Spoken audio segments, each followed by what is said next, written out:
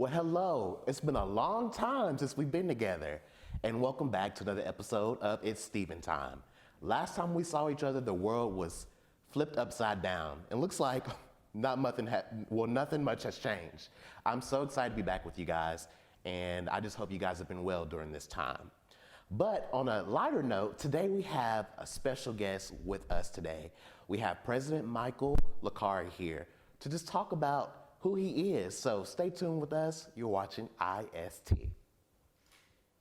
There's a Stephen Show, the Stephen Show, the Stephen Show, yeah. Today's episode is about leadership. And leadership is something that's very important, specifically now because we are dealing with so much in our society.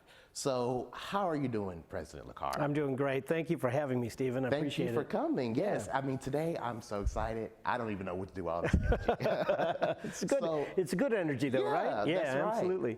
I want to know, can you tell us about who you are? Like, where did you grow up? Oh, my goodness. Yeah, so I grew up in Minnesota, Rochester, Minnesota specifically, and I went to the University of Minnesota as an undergraduate. I had a great time there, and that's where I met my wife, Kirsten.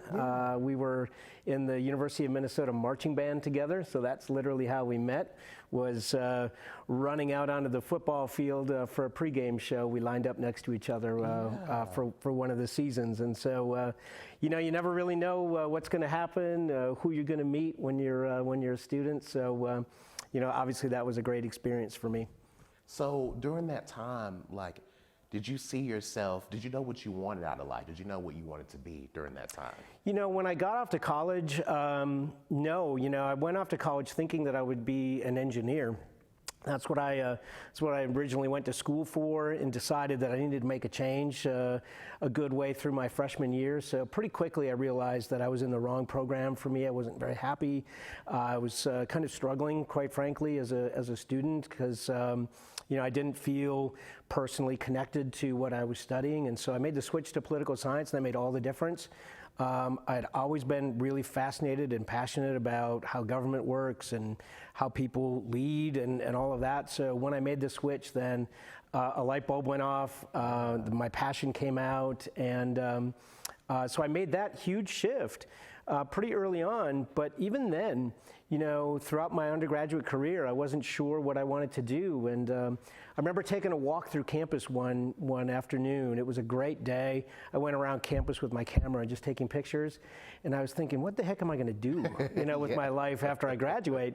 And I thought, you know, I want to make a difference somehow. And then I realized stepped back, took a look at what I was actually photographing, and I was like, man, I'm walking around an awesome educational institution, and that's it. The light bulb went off, and it's like, I need to be in education somehow. So that was it. That was the day, but it took a while to get there.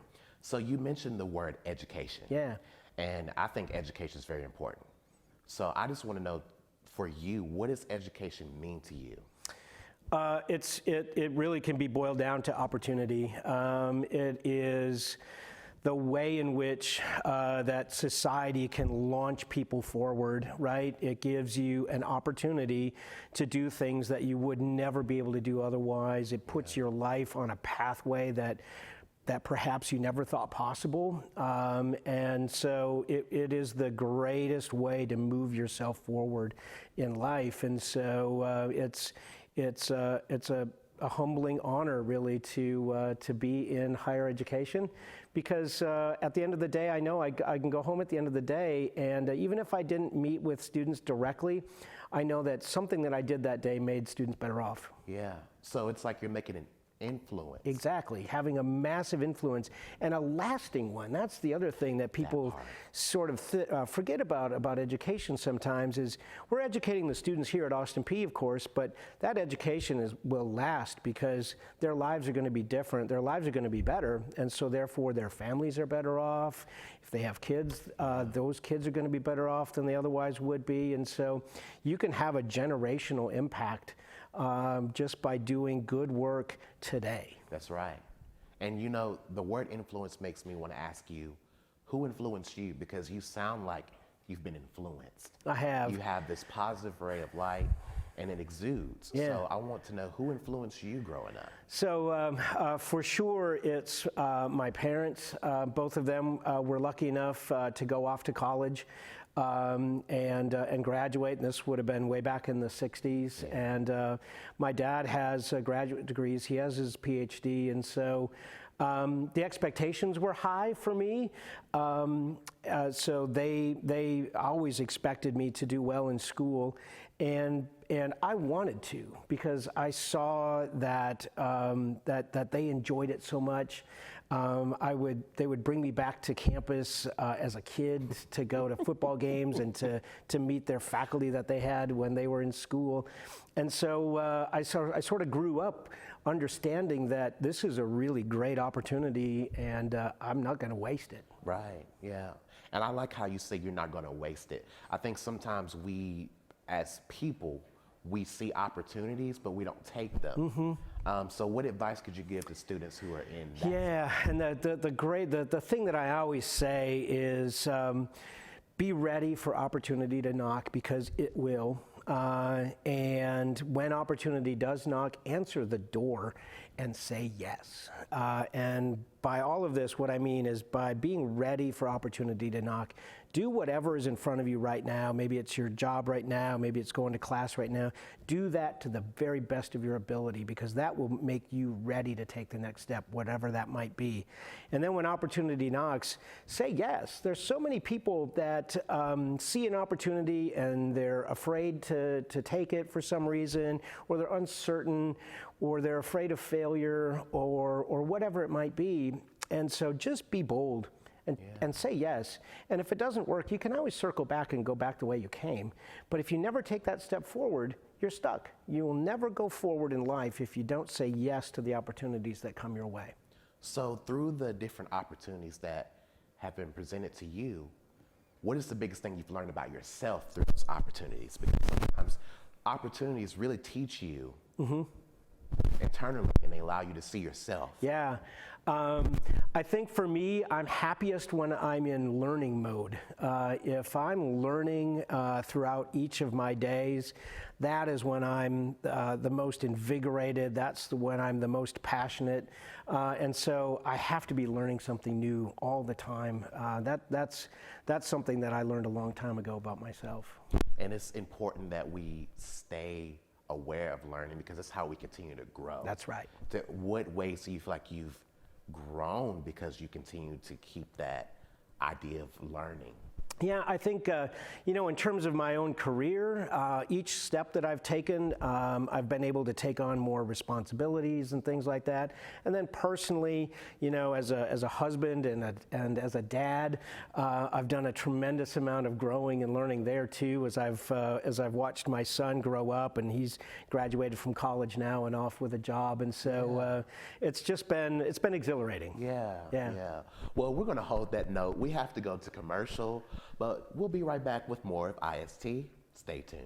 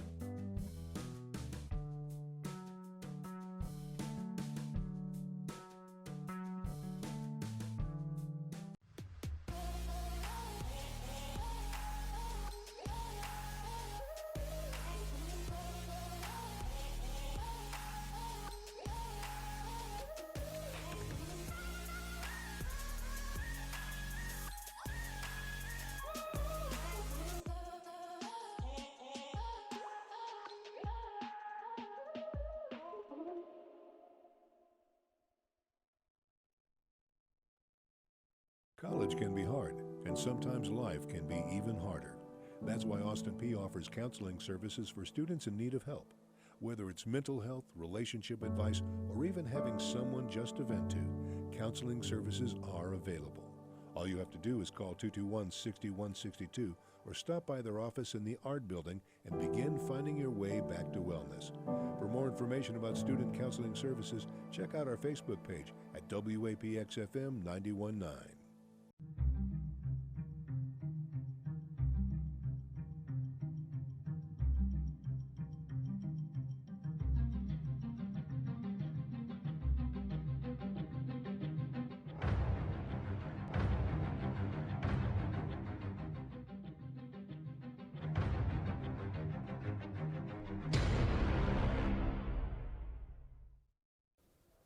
Welcome back. I am your host, Stephen Alexander. I am here in the studio with APSU President, Dr. Michael Licari. In a recent APSU article, he mentioned the campus transforms lives and how he is willing and very excited to help make that change within our campus. So we're joined with President Licari, and I want to ask you now, with change, you know, we're in a climate of change. You know, we're in a pandemic right now. What does that mean for you as serving as the president here? Well, it makes everything a bit harder, you know, especially with the pandemic and having to reorient ourselves, you know, almost on a constant basis. It takes a lot of collaboration, a lot more communication, a lot more teamwork, because you're going to need to marshal a lot of resources, a lot of talent and intellect around campus. We're not short of that, of course. There's a lot of good people here, but it's making sure that we get them all thinking about what we need to do, how we need to adjust. So it's hard work. Change is difficult. Adapting on the fly to a pandemic or maybe some other kind of thing that's going on campus is challenging, but you know, we're rising to it, that's for sure. Yeah. I want to know, just being more transparent, I want to know, what are some of the challenges you face with being the president here? Yeah, so certainly navigating COVID has been a challenge, and it's been kind of up and down. When I started in March, of course, we were in full-on pandemic mode, yes. And then it kind of eased up as the numbers went away over the summer, and we got a nice break. And unfortunately, the numbers are back. So it's been a challenge to try to navigate all of this kind of back and forth. But you know, we're doing the best we can.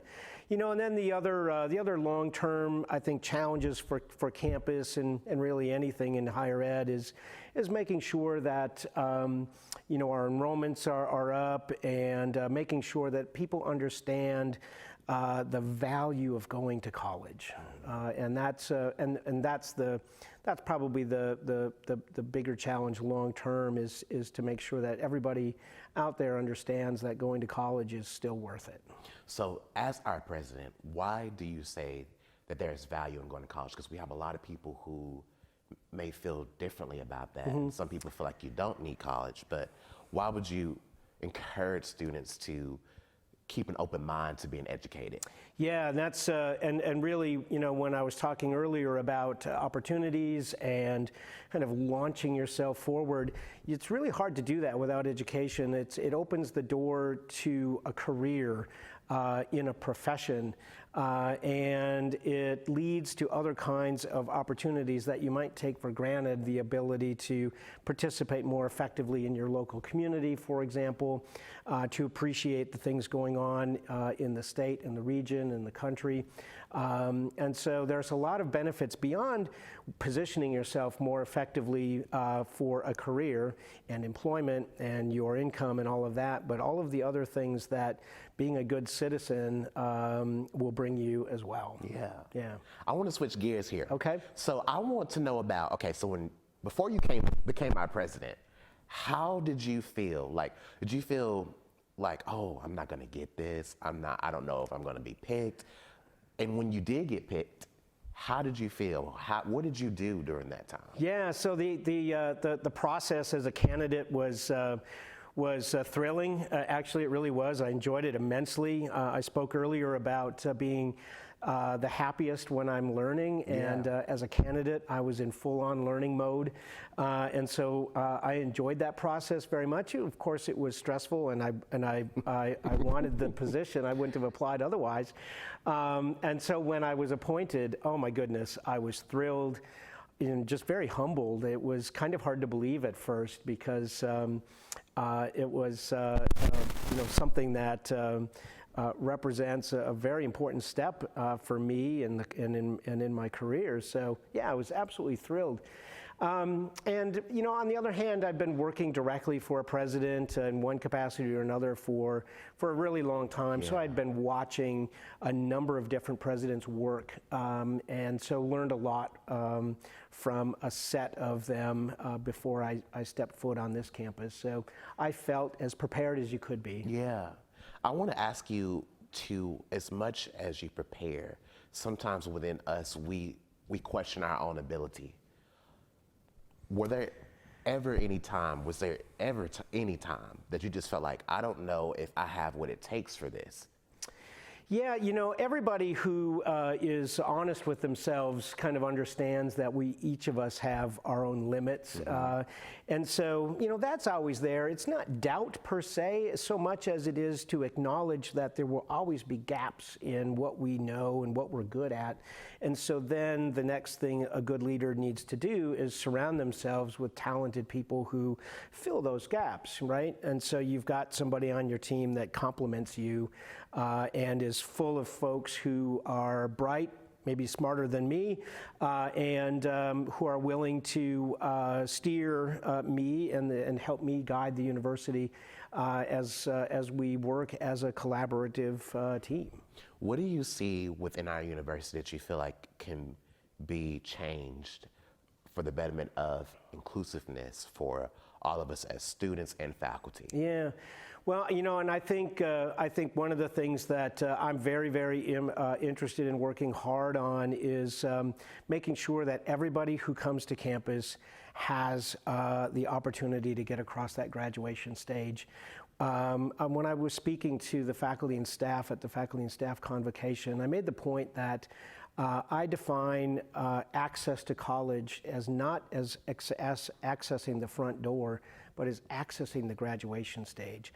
So many people just check a box to say, okay, we got you in the door, now it's up to you.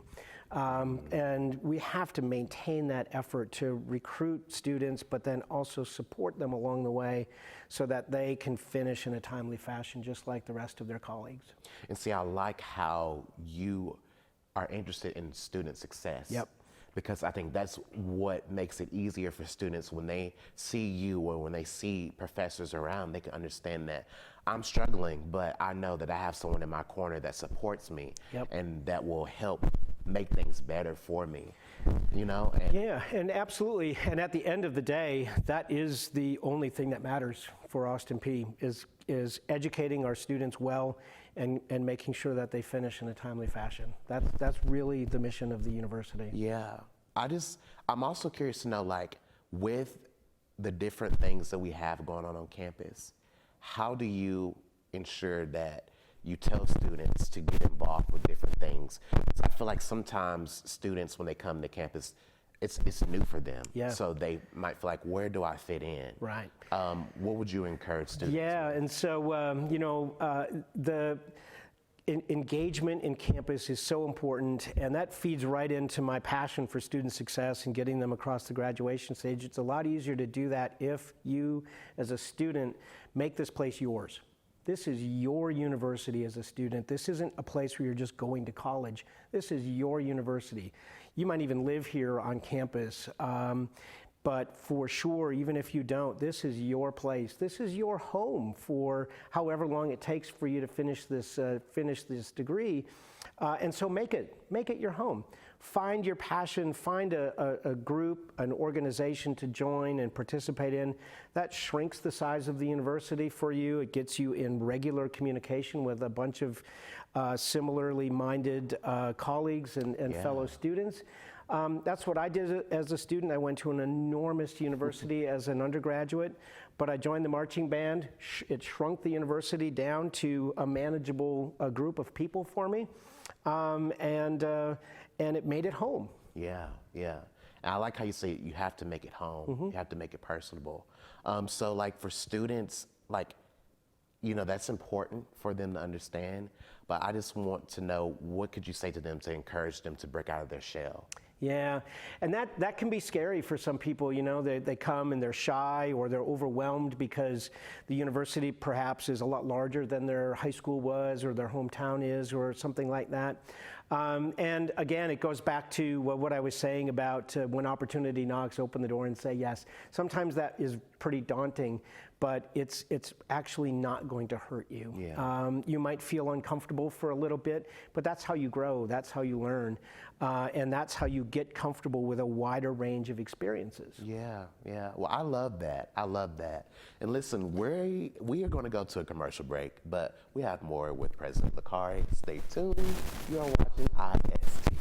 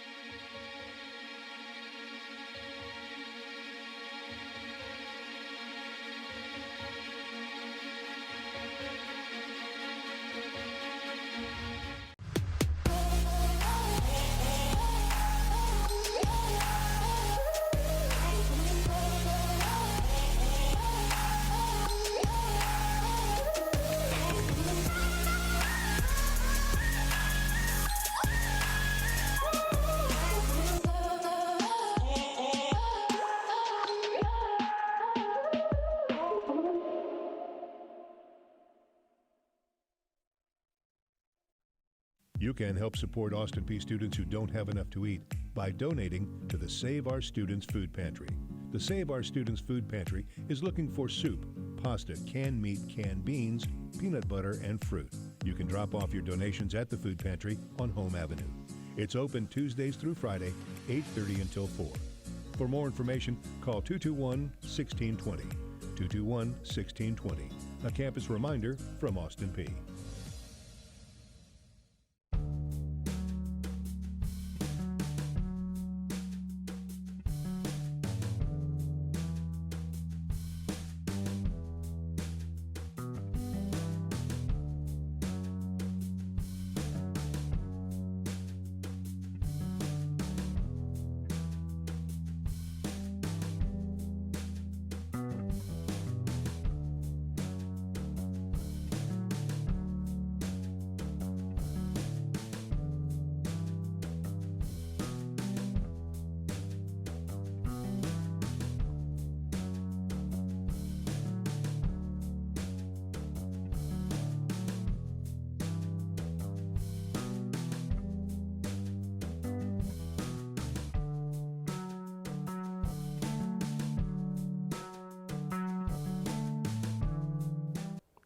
And welcome back. I'm your host, Stephen Alexander, and it is time for us to get in the zone. And to refresh your memory on what get in the zone means, it allows us, I'm so excited that I'm just all over the place, but ignore that. But to get in the zone, it means just for us to dive into topics that are very important for us to see our inner selves and be transparent about issues within ourselves. So we are joined with President Licari, and the topic for today is overcoming mediocrity and what that means, and what does mediocrity mean to you? What does that look like for you, overcoming that? Yeah, so, being mediocre means, to me it means, being accepting of just kind of being stuck or tolerating a situation that is just maybe barely good enough. And to me, you should always be looking for ways to push yourself. Maybe that's coming from outside, somebody else who has higher expectations for you than what you do. Or maybe it's recalibrating your own expectations and realizing that, you know what, in order to feel good about myself, I need to I need to push and rise to that next level. And I think it's interesting you say that, because for me, I think about mediocrity as it's where we're comfortable. And sometimes when we're comfortable, we want to stay in that spot. We don't want to elevate. So I think coming to college, like you talked about earlier, and being educated, being around different people who can broaden your horizons, it allows you to see that, okay, this is an area I can grow into. I can grow out of this, become better. So I just want to know, in what ways have you encountered stepping above mediocrity? Sure. So I think every time that I've taken a step forward in my career, let's say, let's use that as an example, it came after a long period of time where I was doing a particular job or I was at a particular level, and I realized, okay, I could just kind of put it on autopilot now and just keep chugging along. And I realized, well, that's really boring. And so I was saying I'm happiest when I'm in learning mode. And so I know that about myself. And so for me, I could just hit cruise control if I've started to kind of figure something out, or I could say, you know what, I'm not going to tolerate this. I'm not going to get comfortable with this for too long. I'm going to go outside my comfort zone, take that next step, get back into learning mode, and then really thrive and be happy. So you can be comfortable in a rut, but you know, ultimately, to me anyway, that starts to get pretty boring. Yeah. Sometimes I feel like it's often when we are struggling through being mediocre, it's dependent on who we're around. And I feel like sometimes people can stop you from growing. So for college students who are watching this today and they feel that way, what could you say to them? Because sometimes when we don't have a support system, when we feel like everyone around us does not have our best interest, it's hard to grow. It is, and those external influences are very important, and I've throughout my life have always sought people who will push me, who will say that, look, you're here now, you could be better in whatever it might be. And so to current students here at Austin Peay, I would give the advice of find a mentor, find a peer or a faculty member or an advisor, a staff member, somewhere who's going to have high expectations of you and push you along to make sure that you're able to rise to them. Our students are bright and they work hard. That is absolutely a certainty about Austin Peay. And so each one of our students needs to find that external force that will push them along to make sure that they rise to the level that they can rise to. Yeah. I want to ask you personally, as you look back through your life, and through your life, there's been, I'm pretty sure, great moments and sad moments, hard moments.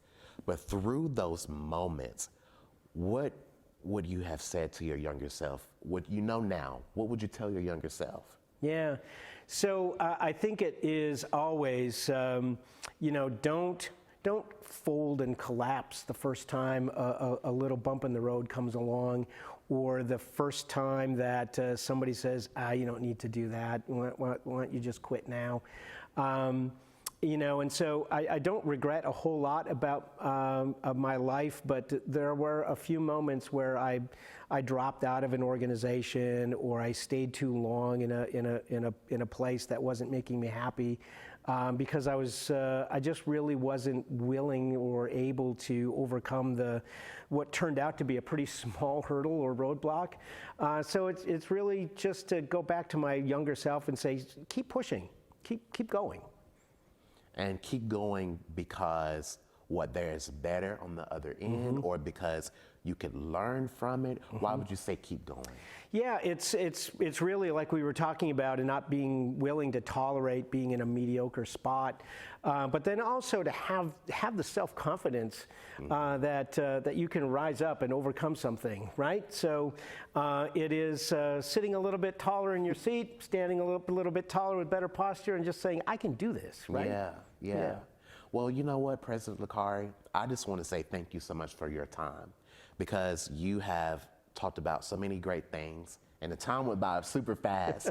But I just want to say to you, continue to do what you're doing. Well, thank you. Continue to encourage us students and continue to be the person that you are, because that illustrates. So Yeah. thank you so much. No, and I'm here for all the students, and so thank you for having me on. This has Yes. been absolutely a great way to spend a little bit of time this afternoon. Absolutely, absolutely. And come back anytime. I will. And guys, thank you for tuning in to It's Stephen Time. I hope you're doing well. Stay safe out there. It's a crazy world we're in. But remember to stay positive, and I'll see you next time. Take care. There's a Stephen show, the Stephen